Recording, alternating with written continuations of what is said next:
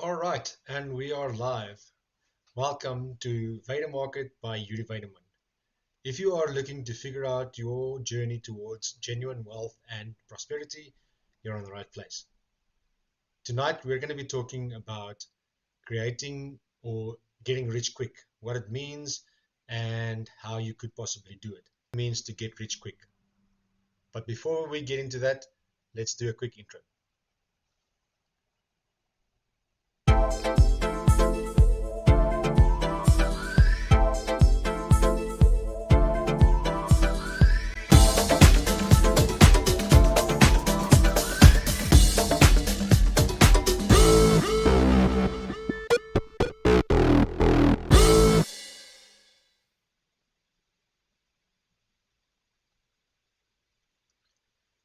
Welcome back. And like I said earlier, in this video, we're going to be talking about what it means to get rich quick. The chapters or the specific topics we're going to be covering is the skills it takes to get rich, the habits it takes to get rich, what is genuine wealth, and do you have what it takes? Let's get right into it right now.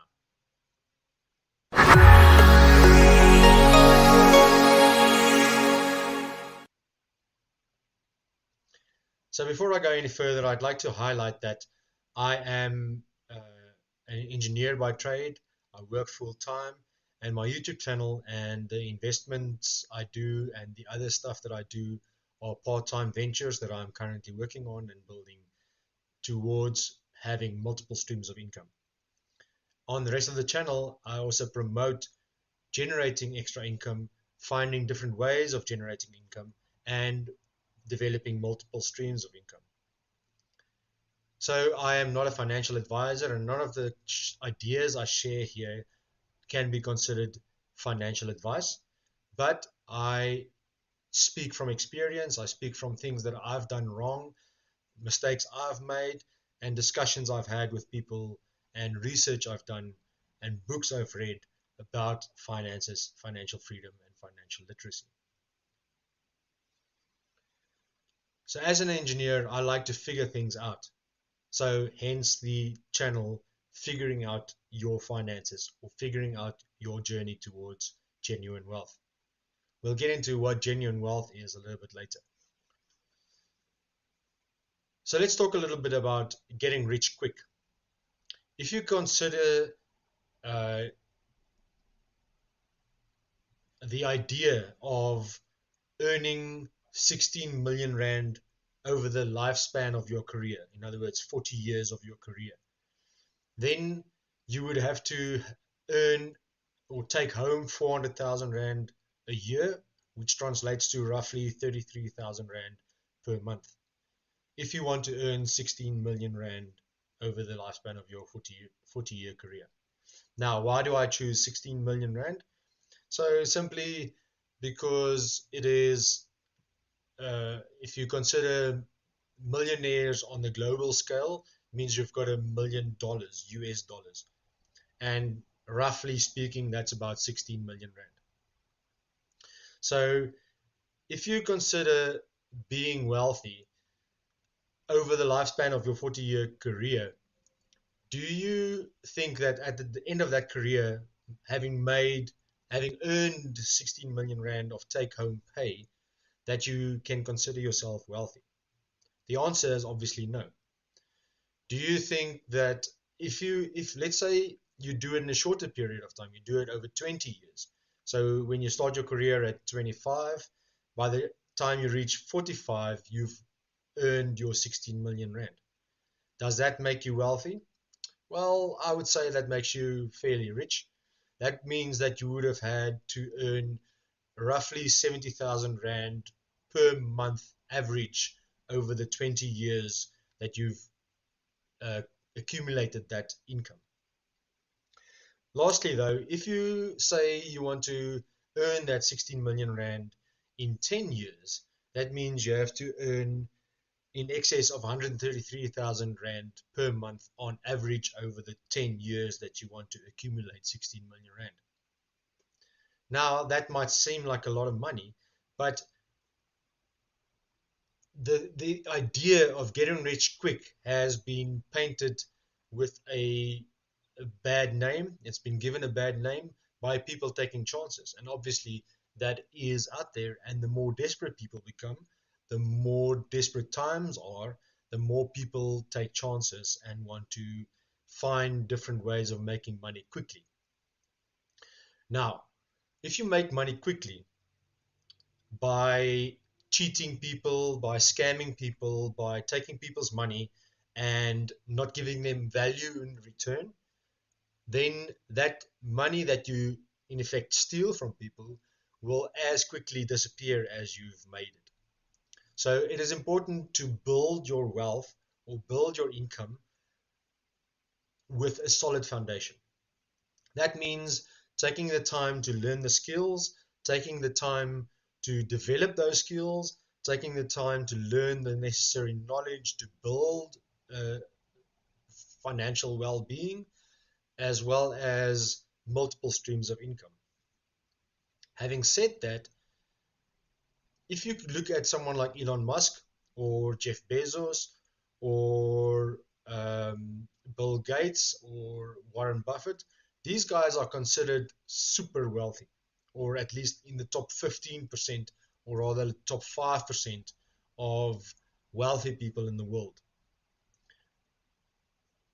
So, do you think that reaching that level of wealth takes, obviously it takes time, but what I'm trying to say is that if you consider working for 40 years and only accumulating a 16 million rand income, and you compare yourself, not that I'm saying you should compare yourself, but if you compare yourself to someone like Warren Buffett or Jeff Bezos, that can be considered getting wealthy quickly, getting rich quick.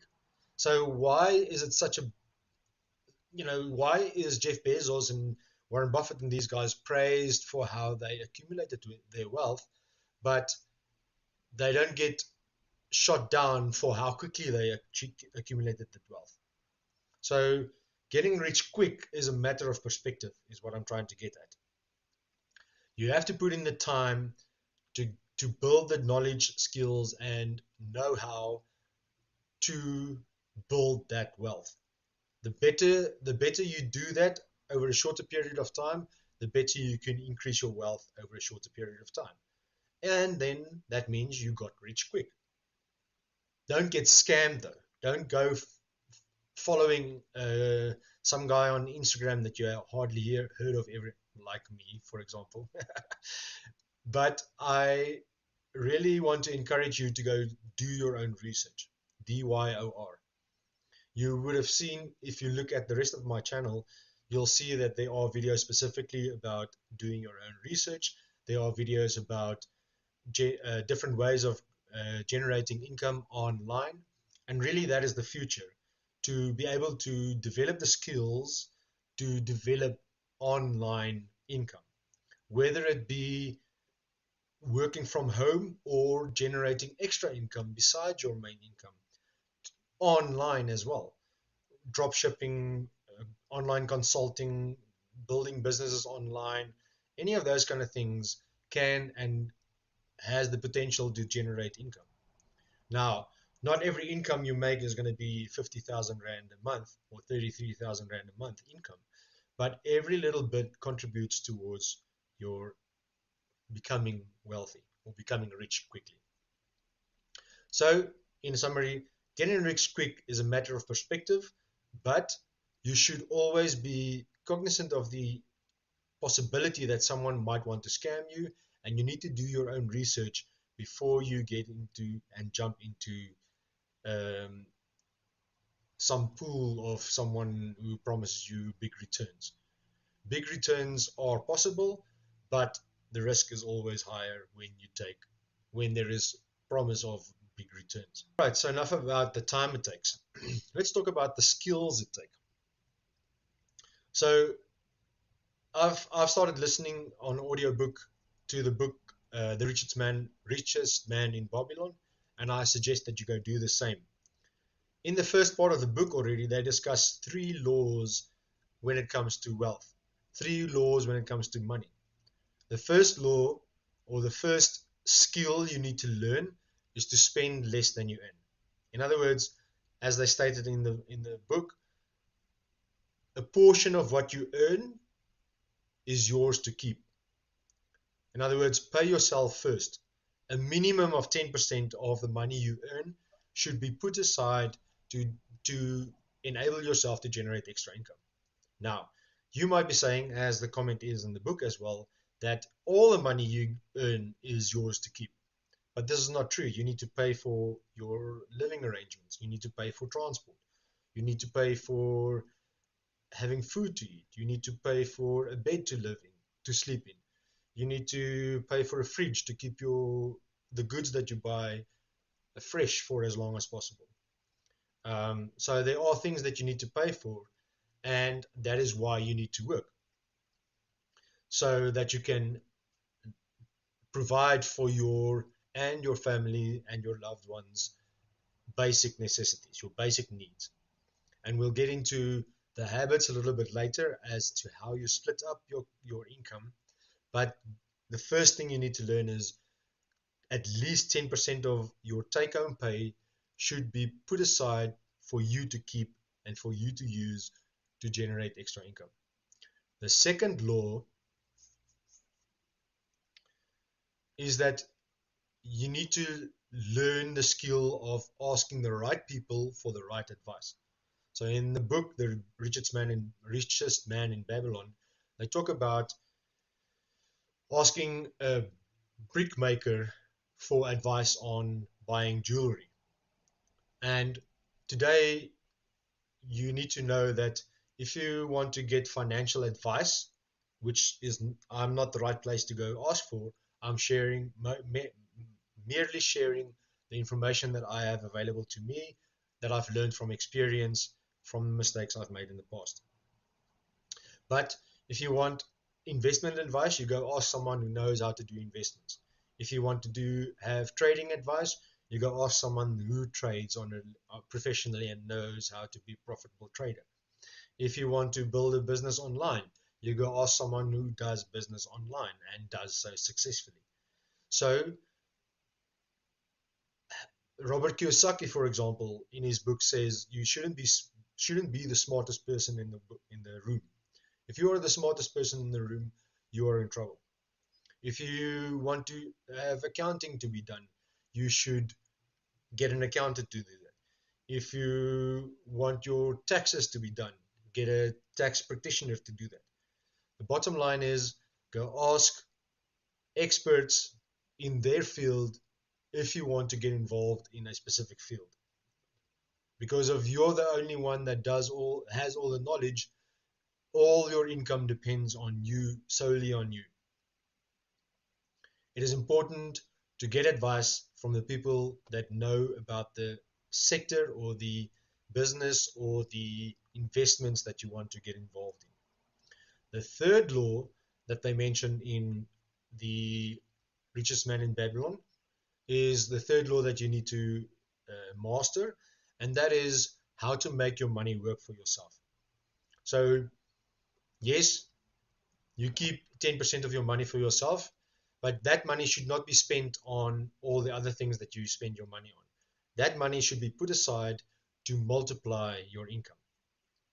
So once you get return on investment from getting advice from the experts that you are talking to, don't use that return to start buying your luxuries.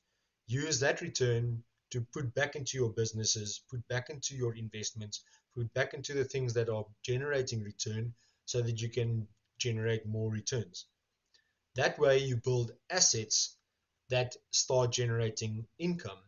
Once your assets are stable, then that income can increase to pay for your luxury items or pay for other investments or pay for startup businesses or making you free from your job. Whatever it is that you want to achieve through having more income, you need to stabilize your sideline income and make sure that that can continue to grow after you leave your main income. Tip, side note, is that you can only leave your main job or your main income generating venture when your sideline income is equal to or exceeds your main income. The next thing you need to understand is the flow of money and the language of money. So I'd like to share this on screen quickly. This is an extract from The Wealth Chef by Ann Wilson, and it illustrates how income should be rotated into buying assets and developing assets. Once that assets start generating extra income and start doing that consistently, then you can use that income to buy liabilities like your fancy Ferrari or your 5 bedroom house in an estate that you wish to buy in. And then that income that come from your assets, buy those liabilities and cover the expenses for those liabilities.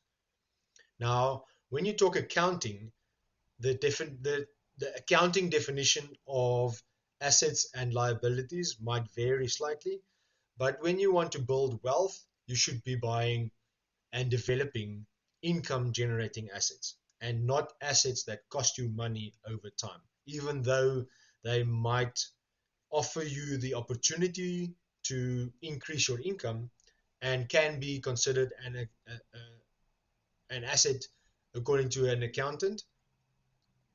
Your assets that you develop from your income should be income generating assets. Right. So now that we've covered some of the skills and the flow of money and the language of money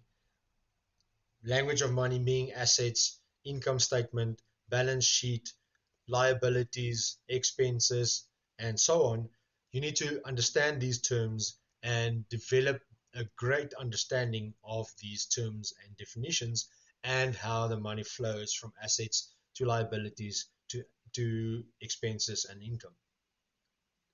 And you need to take stock on a regular basis of what your income is, what your expenses are, and how your balance between your assets and your liabilities are. Next, I'd like to share with you some ideas around genuine wealth. On screen now, you can see that there are 4 quadrants when it comes to genuine wealth. Genuine wealth is obviously, when you think wealth, you think of an abundance of money. But there are other things that contribute towards your wealth. So if you have an abundance of quality relationships, then you have social wealth.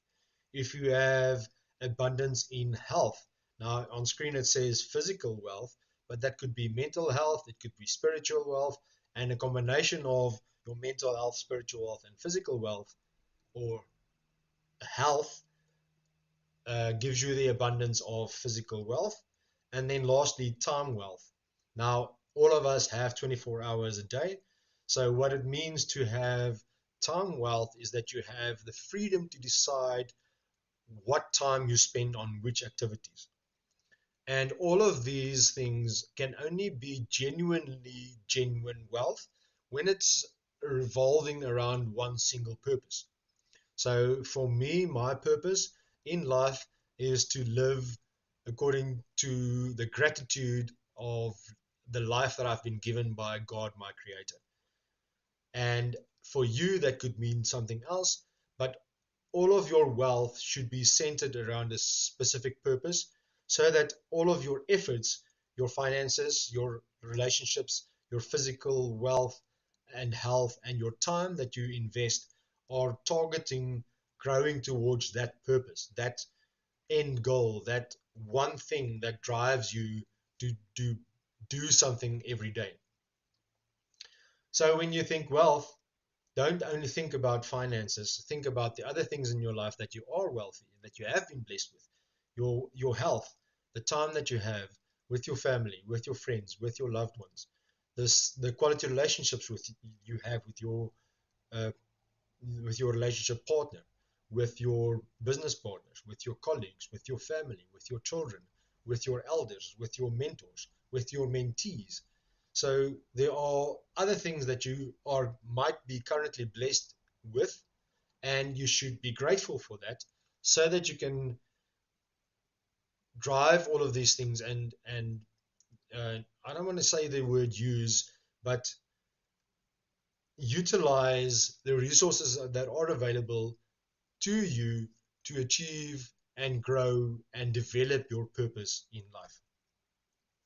So whenever you want to share this with anybody, feel free, or comment below, or check out some of the links in the description to other videos that are related to this video, as well as, as well as getting involved in figuring out your journey towards genuine wealth. So the next thing I want to talk about is the habits of generating wealth or creating wealth. So I recently saw a video by Dan Locke, and there are other people and other authors that talk about the same thing, as which is developing the habits of making your money work for you. So earlier I said at least 10% of your income is yours to keep, and you should make that work for you. But you cannot wait until you reach a certain income level before you start making those decisions, before you start developing that habit. If you say, once I reach this income, I will be able to manage my finances better. I used to think like that, and I used to increasingly get promotions or go to different companies to get more money. And once I get that more money, the money just flows away. If you don't tell your money where to go, it's just going to flow away. You're going to get to the end of the month and go, where did all my money go? Instead of, before the money comes in, set buckets or different accounts. Yes, go to your bank, create different banking accounts so that you can have different things to put your money in.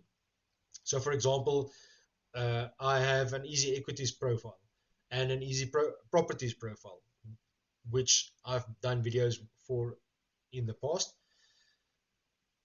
Some of the money I get in should be put aside into those accounts. Some money should be put aside into your emergency account. Some money should be put aside for you to actually have fun with, so that you can enjoy some of your income while you build other wealth.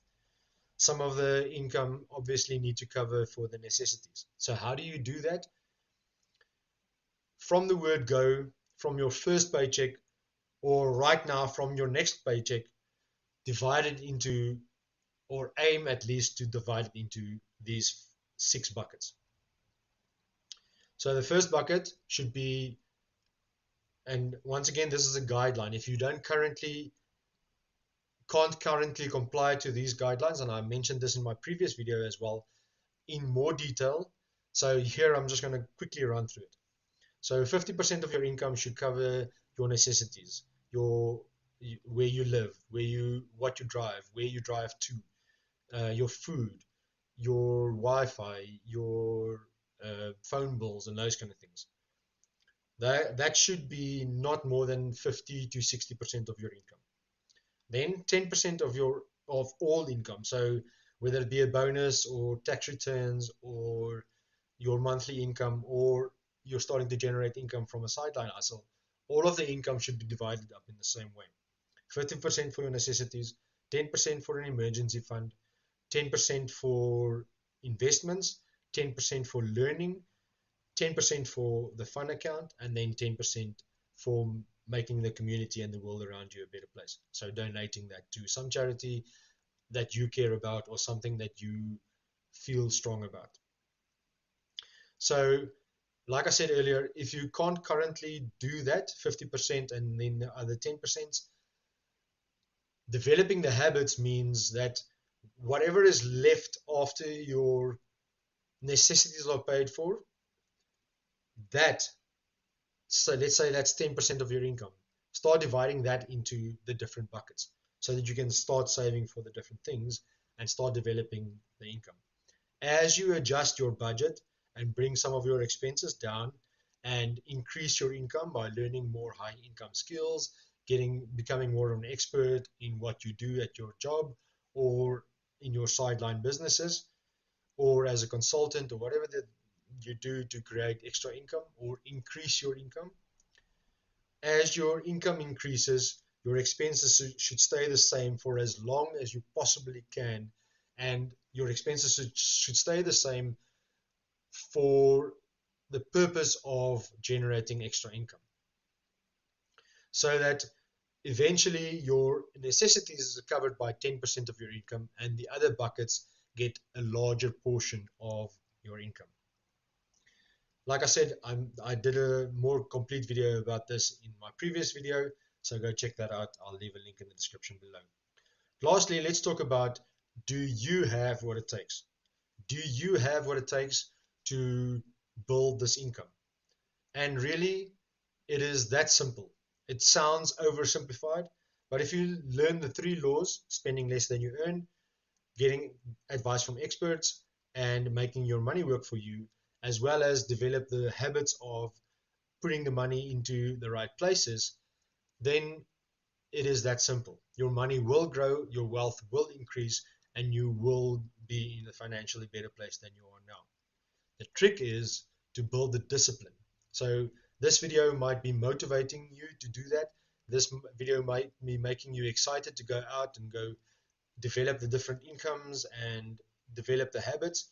But if you don't develop the discipline to continuously learn and continuously get better at managing your habits, managing your income, and understanding the flow of money, then you're going to get stuck. You're going to get stuck in the mud.